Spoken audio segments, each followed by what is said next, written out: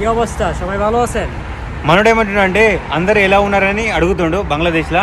ఇతను వచ్చేసి బంగ్లాదేశ్ ఢాకా నుంచి ఇంకో పల్లెటూరాట, పేరు రఫీకు.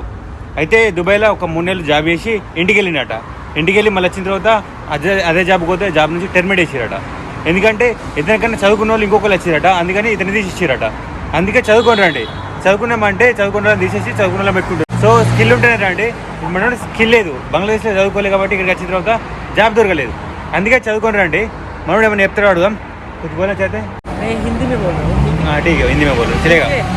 सो एक्चुअली आप लोग जहाँ ही कंट्री से जहाँ ही देश से आना चाहता है दुबई, सो दुबई में आप लोग को एटलीस्ट स्किल और एजुकेट चाहिए। इसके बिना वहाँ पे आएंगी तो बहुत प्रॉब्लम में पड़ सकता है। मैं भी ये प्रॉब्लम में फेस कर रहा हूँ. ఏమంటున్నా అంటే చదువుకొని రమ్మని చెప్తుండు. స్కిల్ ఏదైనా స్కిల్ నేర్చుకోరండి. మనకి పని రాదు, ఏం రాదు, చదువుకోలేదు. సో ఏదైనా స్కిల్ నేర్చుకోరండి. ఎవరైనా వచ్చే వాళ్ళు ఉంటే ఓకేనా? ఇది నేను చెప్పాలనుకుంటున్నది గాయస్, అర్థమైందా? Okay bye.